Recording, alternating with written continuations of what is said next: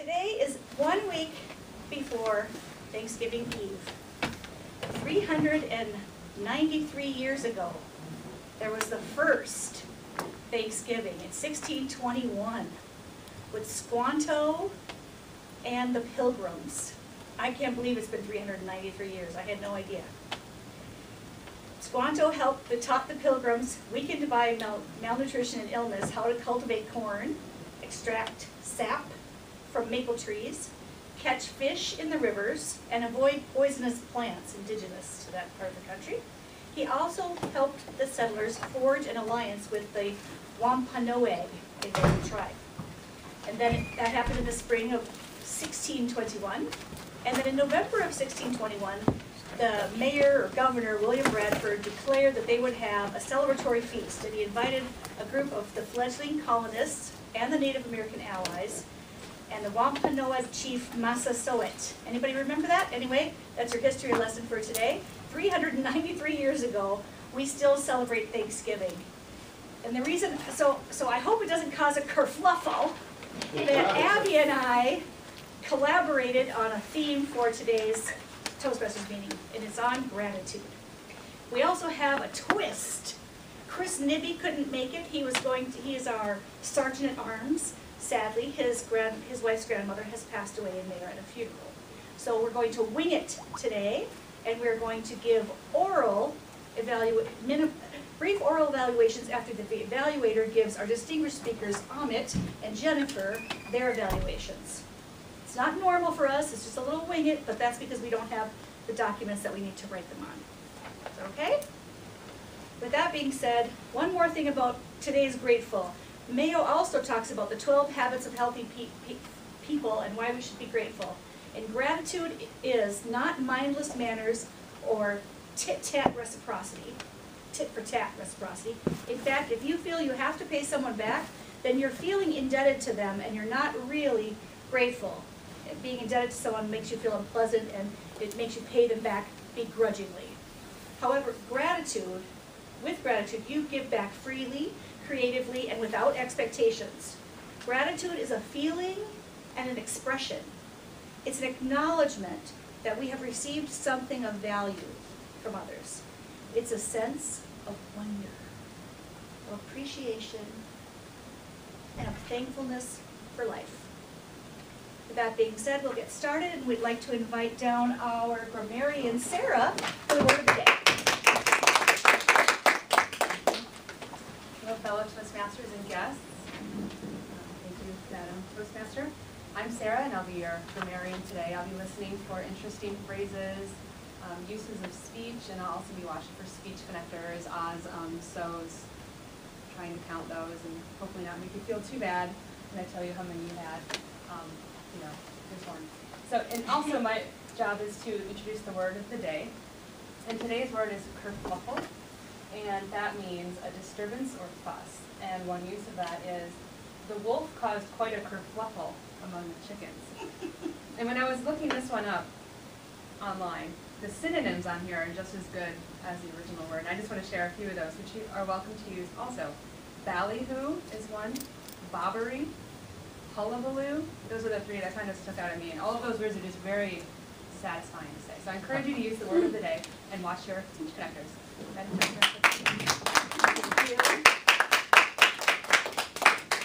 Now I'd like to introduce our most important and most distinguished and well-dressed member, John, as a timer. Good afternoon, Madam Toastmaster, fellow Toastmaster. I'm going to be your timer for today, and just to keep things in line. And for the speakers, if you have 2 minutes left in your speech, I will give you the green card, signifying that you have about 2 minutes to go. And when you're 1 minute to the end of your speech, I will show you the yellow card.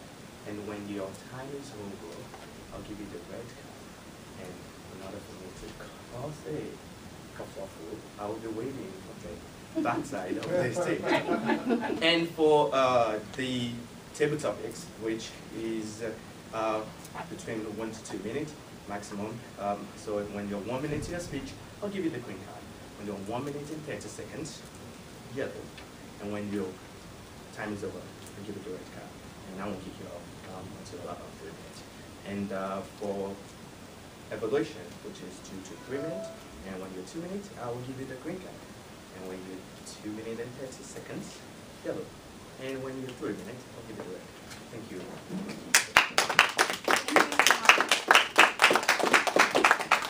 Now, this right before we get to our next portion, the wonderful speakers, I must ask Karafa to stand up and wave to all of members. It may cause a kerfluffle, but Karafa is moving to Mayo Jacksonville, Florida, and won't be a member of our club anymore.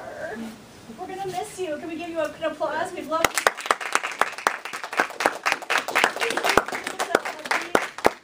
Yes, I want to take this opportunity to thank Kainunas for helping me throughout these years. They helped me grow personally, professionally, and it's great to have this platform really to improve on my speaking skills and also to make friends. I learn a lot from different ways of how people present information. So really gonna miss Harry Nunes, but I'm not gonna miss this snow. So thank you for helping me be who I am at this point. It's been wonderful.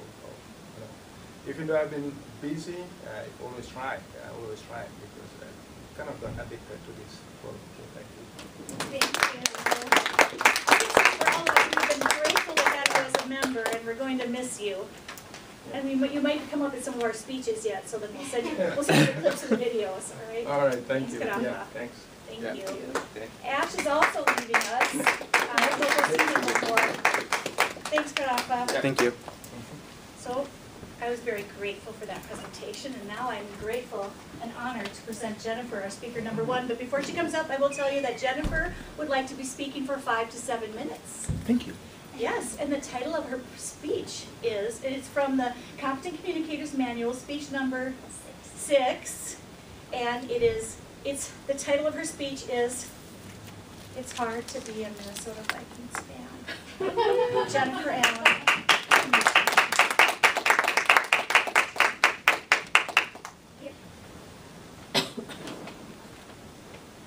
Brew. This could be our year. It doesn't surprise me. At least we hit 500. It's kind of the life of a Vikings fan. Maybe next year. If you are a fan of the Minnesota Vikings, these are things that you've probably said or probably heard at one point or another. Madam Toastmaster, fellow Toastmasters, distinguished guests, and most specifically, Minnesota Vikings fans. Today I'm going to tell you about some of the joys of being a Minnesota Vikings fan, but also some of the pain of being a Minnesota Vikings fan. For those of you who aren't very familiar with the National Football League or the NFL, let me take a minute to tell you about the football atmosphere in my house. I remember I grew up in a house of football fans. My mom is a huge Minnesota Vikings fan. In fact, in the fall, when she would be making her apple crisp, she would take the container of apples, she'd take the container that she was going to bake her apple crisp in, and she'd set out a blanket on the living room floor. She'd take her apple peeler, and she would sit and watch the Minnesota Vikings game while she peeled their apples because she didn't want to miss any of that. So fast forward to my high school years. I went to a small community school where we won 3 state championships my sophomore, junior, and senior year. My husband, who I was dating throughout college, played for 4 years in the Division III football, which isn't quite the same as Division I college football, but still takes quite a bit of dedication, and they even won the conference championship one year as well, too. Now my children, I have 2 young children, an 8-year-old and a 5-year-old. They have grown up wearing Minnesota Vikings jerseys, Minnesota Vikings cheerleader outfits. I know it's a cliche, but it's so cute to see them running around the living room in those clothes. In fact, my husband and I, not always by my choice, watch so much football in our house. Oftentimes football will be on our TV Wednesday, Thursday, Friday, Saturday, and Sunday. You might be saying, why Wednesday? Well, they have reruns on Wednesday on ESPN or on some of the Wisconsin state channels of their Division III football. Monday night as well, too. Tuesday night's the only night they have off. One time when my son was 2 years old, he was playing on the living room floor, and my husband and I were sitting on the couch. My husband reached for the remote and I said, before you turn on football, let's just talk for a few minutes. So we proceeded to have a conversation. About 5 minutes later, my 2-year-old son looked up at us, walked over to the TV and said, football, Daddy, football. He was so confused because there was no football on TV in our house. That just tells you what strong football fans that we are. On Minnesota Vikings game day, our life is planned around the game. Games are usually at noon, sometimes 3. Sometimes they play on Monday nights. Whenever they play, we know we will be sitting and watching the game. Or if we happen to be outside on a nice fall day, it's going to be playing on a stereo in our driveway.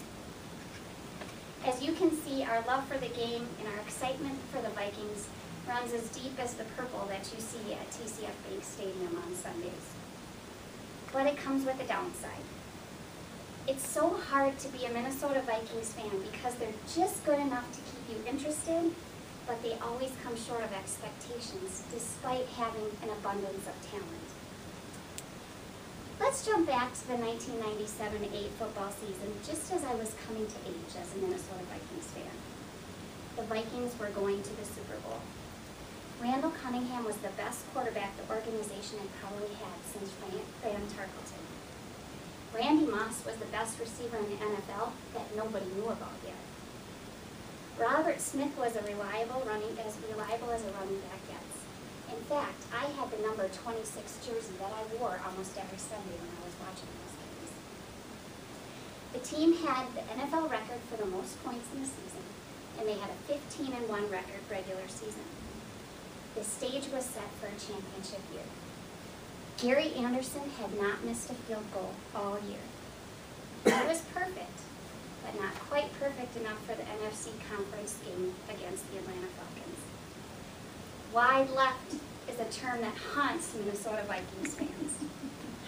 Gary missed the field goal with a little more than a minute left in the game that would have put the Minnesota Vikings up by 10 points. Instead, Atlanta tied the game and ended up winning in overtime with a field goal. Oh, it was heartbreaking.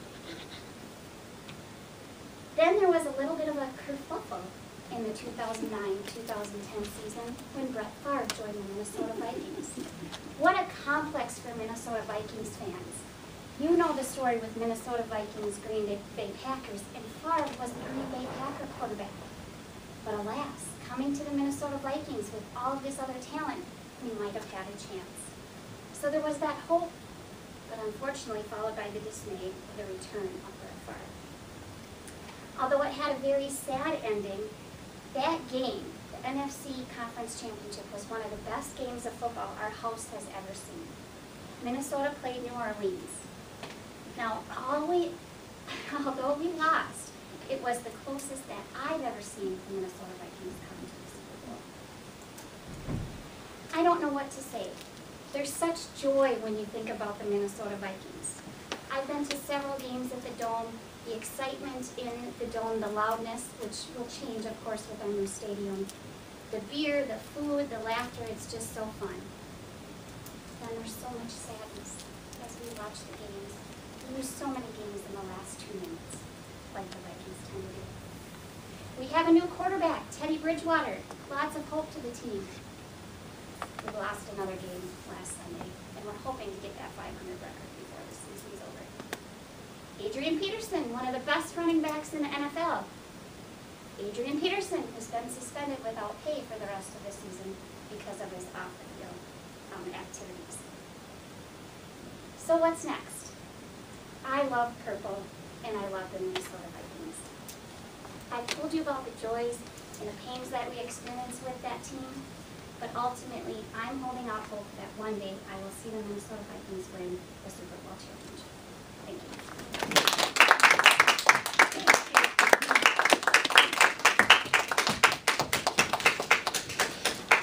Timer, and we have 1 minute for the evaluator, and anyone else who wants to take notes, write down their evaluation.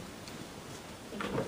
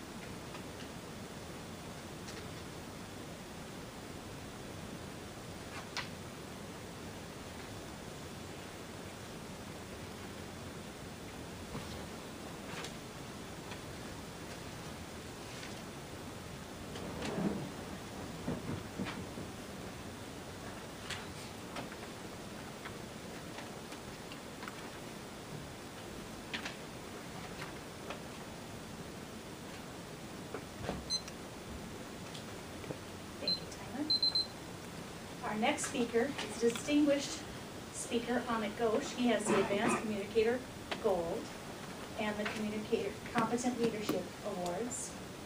He was the Triple Crown winner recently. And I am honored to give him the introduction to his speech. Amit is giving a speech that would be 8 to 10 minutes long. John?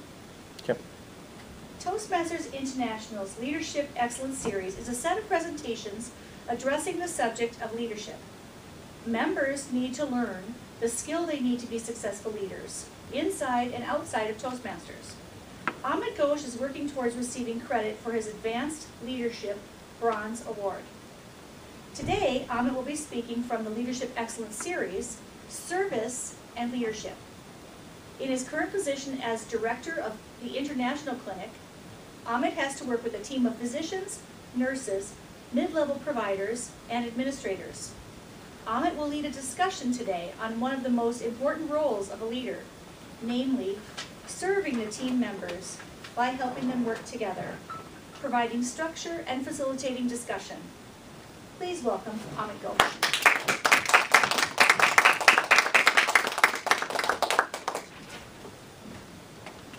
Madam Toastmaster, distinguished Toastmasters, and guests. I happened to read a very interesting book about, it's called Multipliers. It seems that they did an experiment where they divided the entire management group into Group A and Group B. They said, we are going to give you a genius called Moses. In Group A, Moses would climb up the mountain, come up with his tablet of commandments, and would figure out what to do with the problems of the group. In Group B, Moses was found arguing with his father-in-law, Jethro. He says, I am sick and tired of people lining up, coming with all their problems to me. I don't want to do that job of a manager. And his father-in-law said, Moses, you know what your problem is? You're trying to micromanage. Maybe you got to spread it around. Delegate your jobs to a whole bunch of people. That way your job will be easier. Moses looked at him and said, good idea, father-in-law. That was Group B. These two groups were given a task. They were given 90 minutes to solve. They were given a bunch of problems, which in Group A, only Moses knew the right answer, would solve it out for the people and tell them what to do. He was a genius. In Group B, Moses had all these people he would delegate in the group, and they would discuss the problems, listen to the ideas, figure out what to do. Surprising, surprising. At the end of 90 minutes, when they found out how things were going on, the Group B people were giggling and happy and going on and on and on. There was no end. Group B people, Group A people, however, on the other hand, were serious, listening to Moses, coming down, top down. They also figured out that Group B had twice more options to the problems compared to Group A. So these authors who wrote this book, Liz, came up with this term called multipliers. The multipliers are the new form of managers, new form of leaders who are, we've stopped calling them from geniuses. They are genius makers. They find out the best in you. If you're a Toastmaster, you don't make a skill just giving talks. You make other people better. They found out ways where they can have the other people, give them the opportunity, serve them, so that their standards go up. Every organizers are now looking for managers who are multipliers. The Group A managers, however, were known as diminishers. They are geniuses, but they sap your energy out. They know all the answers. They can never be wrong. There can be no problem that they cannot solve. They don't want your permission. They know what right to do. So when I was doing this project, Service and Leadership, it struck me that leadership is not about standing. In fact, one of the biggest things comments which I heard these days from Winston Churchill, He said, it takes guts, takes a lot of courage to stand before a crowd and give a speech. But it takes more courage to stand before an angry crowd and listen to their problems.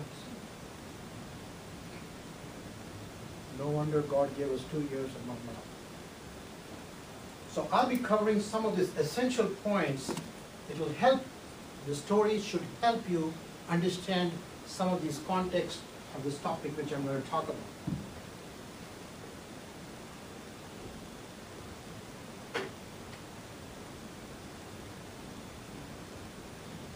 So what do effective leaders do? They provide a clear direction.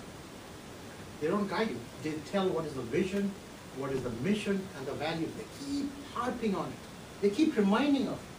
Why are you in Toastmasters? Why are you in Mayo Clinic? Why are you doing what you're doing? So it's like a compass. They set the compass and tell you, that's where you need to go, Nate. That's where you need to go. Powerlifting, that's the next goal. You can do it. Nate says, yeah, I can do it. You know that body stuff, I can do it. Melissa is doing it, I can do it too. Right? I'm going to buff up. Foster collaboration. What is collaboration? They don't sap the energy. Somehow they find the goodness. They know, they put the right people in the right bus. You might have all the qualifications and you might know what to do, but they somehow know who to put where. Teamwork. They foster some kind of an energy. That word which you mentioned, I can't see right now, they don't foster that. What was that? Kerfuffle. I got it out of my system. And then they motivate achievement. One of the biggest things a leader will do is give rewards. Say thank you. Say you did great. Give you feedback. Say, you know, I liked what you said. I think the message can be stronger if you put 1 or 2 of these words. Man, you made my day when you say that. As a leader, not, you know what, I know what you could have said differently. I'll give you 3 more books to read. These things. You know what I'll feel with that leader then? It's like my maths teacher telling me, I could do my math better. I could not. I didn't have the skills. Please, leave me alone. So what do team leaders do? I'm going to stand here, not to distract you. Participation. They know the first thing about Toastmasters is showing up. So they make people participate. They put in the ideas, they create an environment and leave you alone. You sit there, listen. You listen not only with your ears, but with your eyes. So encourage participation. That's what a leader does. Communication. There is no shortage of communication, email, fax. There's a shortage of listening, which is a very important part of communications. Leaders listen. If you see a leader being quiet there, listening, he's doing service to you. Facilitate problem solving. Going here, going there. What are the pluses, what is the minuses? Not making passing judgment, but facilitate them. Tolerate mistakes. It is okay. It is okay to mess up, as long as we rise from it. America started like that. We had a Thanksgiving where somebody had to teach our friends how to fish, how to grow corn. And now we are sending people to the Mars. Look where we have come. We have not made mistakes. In fact, we grow things before we go to Mars. Go on. We learn from mistakes and go. So it is okay. Do not crave for perfection. That is where we tolerate. I went to Abu Dhabi and Dubai. I saw this Burj Khalifa, the biggest building in the world. And I was looking at a video, YouTube. The people who started making the Burj Khalifa didn't have all the plans intact. They knew how to start, they didn't know how to finish. There was so much pressure on them to do it. So we started building and building. They didn't know what to do it, and then they thought and thought. It took a couple of years. So you cannot have it perfect. Don't. Good leaders start that. Let's start. Let's see how it is. It's good to be a competent communicator and mess up your first 5 speech. Who cares? You can always do it again. I've done my CC 3 times. I'm still improving, right? Tolerating mistakes. Help team member grow. Very, very important. How do you know you've grown? You don't grow in weight, but you grow in your attitude. You grow in your personality. You don't blame your lack of success, as I've given one of my talk, as one of my roommates came and said, my friends, your office is so good, you've got such a beautiful window. That's why you do so well. Look at my office, lousy. I'll never do this. First I thought about the Thanksgiving feast and the dinner, and actually I'm a very distant descendant of William Bradford.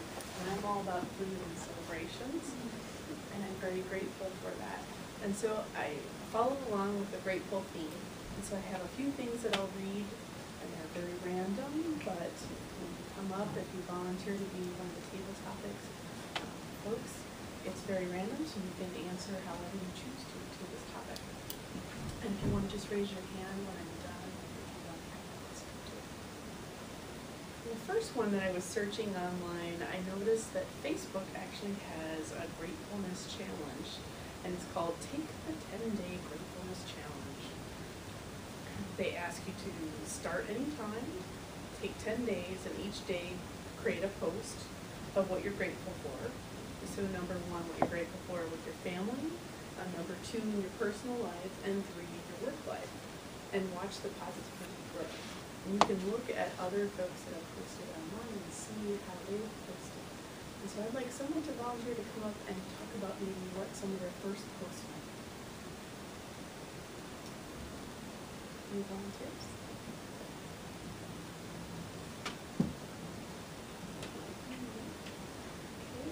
Then I'll call on one. Joe, would you like to come up?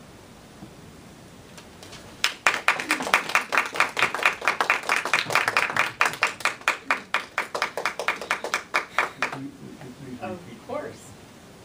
If you were to take the 10-Day Gratefulness Challenge, it's a social media Facebook page.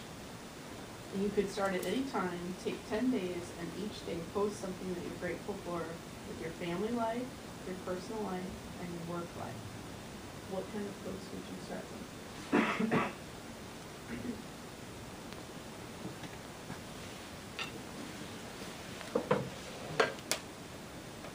I think that I'm grateful for an opportunity to grow and to expand myself. Everywhere I am constantly challenged and encouraged to grow and to develop. And the slogan that I would like to leave you with is, there is no cure for curiosity. Thank you. Thanks, Joe. The next one is titled, Being Grateful is Good for Your Health. Science actually has shown that practicing gratitude is healthy and good for you.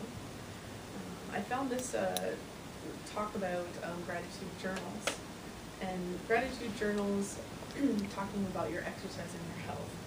And you can either journal or just put it on the calendar and think about doing these things on a daily basis. So exercising more regularly, reporting your physical symptoms more often or jotting them down, even if they're little nuances that you maybe don't notice all the time, but you see a pattern, you can kind of watch that. But it's all for the betterment of your life. And it helps us be more optimistic. Those folks that have recorded those kinds of things, whether it's gratitude or watching their health, they are more likely to have more fruitful professional and personal growth and goals. And being more grateful is helping you be more successful in life. If you were to start a gratitude journal, similar to what Joe had, but when it relates to your health, what types of things would you try to watch or do for yourself?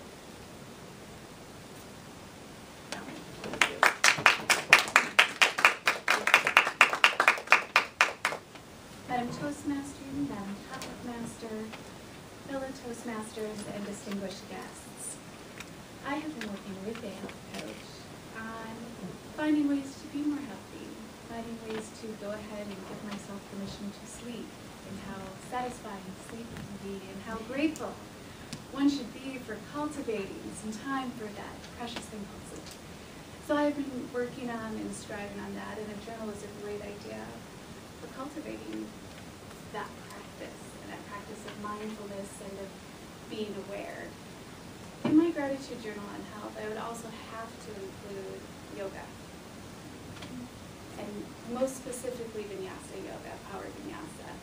The ability to push to one's physical edge in a calm environment, and then get their shavasana at the end, which is like grown-up nap time. It is the best. You just lay there on your little mat and you can cover the blanket, and somebody says something inspiring while you kind of rest. Hugely grateful for shavasana, and also a great time to journal is shortly after that kind of internal opportunity. In addition to that, when it comes to health, I'm grateful for my ability to move. Someone recently shared a story of her brother and how he's no longer able to get up out of bed because of physical limitations. And so she will never go another day without being grateful for that opportunity to get up and move. So when I hop on that elliptical, even if I'm doing so a bit begrudgingly, like, I have to burn how many calories? Do I really need that whole moment moment? Maybe not. I at least have that ability and that power to move, and for that I'm grateful, and she makes note of it. Madam Topic Master?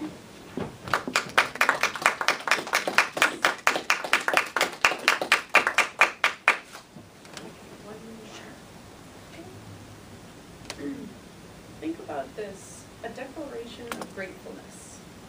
Over 200 years ago, through much prayer and thought, this unknown author stated they were fully knowing that their lives would be at risk, and that great men of this country issued a Declaration of Independence.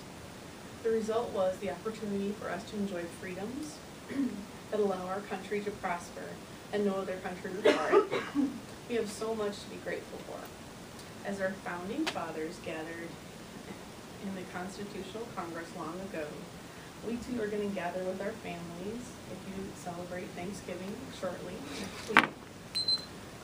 While you're at the table, we'll discuss those kinds of freedoms that you have in this country with people and the opportunities that you have, and what your family and friends are grateful for. Using these declarations, you might even put together your declaration of gratefulness. As you're celebrating with friends and family, you might also want to have them in turn either read or list what they're grateful for. If you were to sit down at the table and discuss some of the things that you're grateful for, where would you start? Could you list 3 or 4 of those items and talk about them? Can I have a volunteer?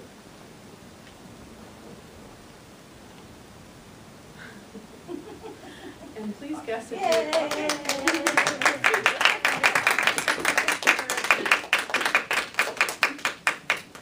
Thank you.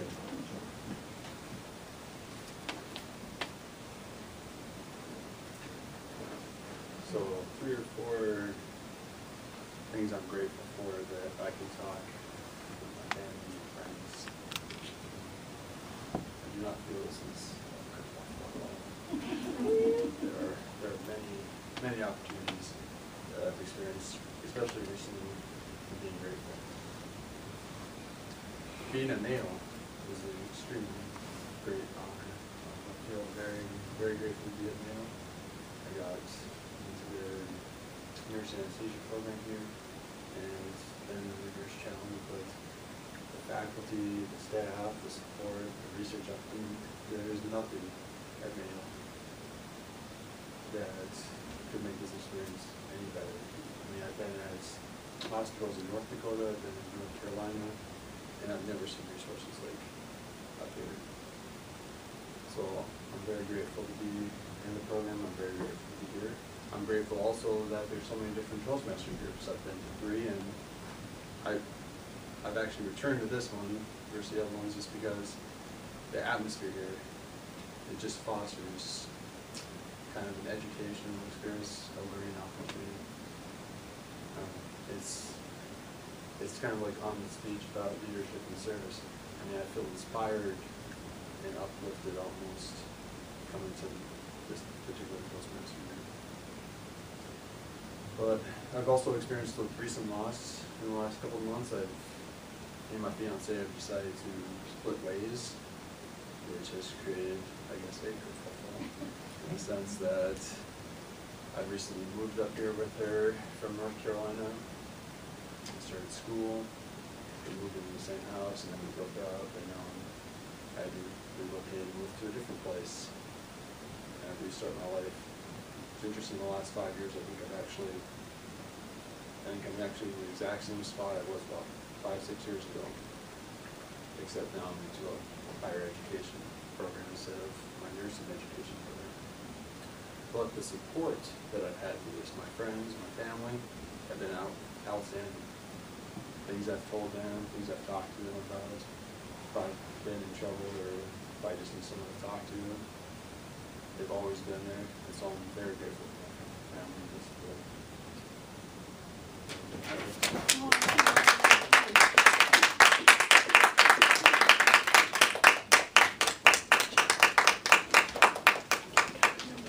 Thank you so much for talking today, and our other volunteers that called out. Appreciate it.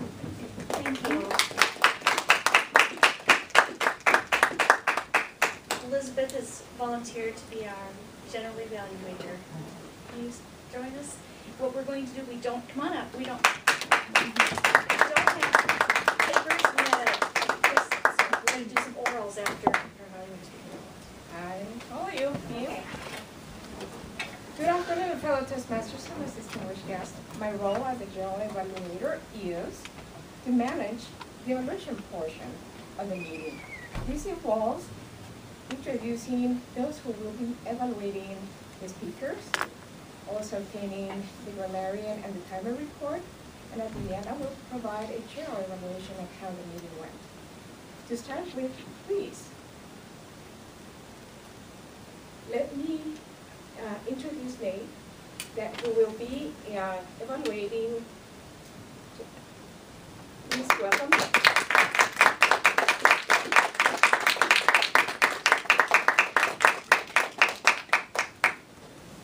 General evaluator, Toastmasters, and guests, and Jennifer. About your speech. I thought it was a good topic, even though I'm not a huge Vikings fan, but my mom and brother are, so I can relate to it. And it was the number 6, and the focus was vocal variety. And I thought you did very good on that. But I'm sort of in a kerfuffle because how do you evaluate a speaker that's better than you?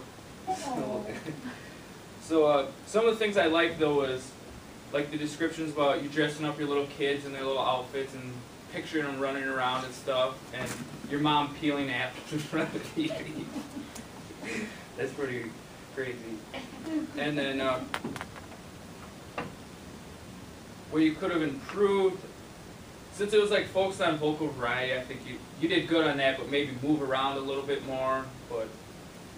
And then I also wanted to know, you said you won state championships in high school. I would have liked to know where you went to high school, because we did too.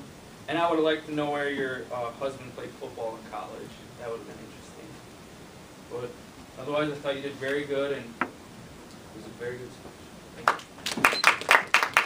Thank you. In lieu of our little paper feedback, I would open the forum to anybody who would like to provide additional verbal feedback to Jenny. I would, Jenny, your speech is always great, but as you're going towards the next level, which is 7, 8, 9, I would like you to think about how to give a talk without looking at the notes. You really didn't need the notes. So the way you will do that is when you're too much dependent on what you write, and written notes and what we speak are slightly different. What we speak are shorter versions of what we write. So the way to remember is 3 points. Think about 3 points. Points, story, point, story, point, story. So maybe when you did Viking, you talk about your early experience growing up in the high school and your husband and Viking making the playoffs, the 1997, and the Brett Favre thing which happened. So there are 3 points, and you tell a story around what went wrong in your life, of course, where we are right now. I would like to. So it doesn't need to be perfect, it doesn't need to be matching your script, it doesn't need to be anything, but if you practice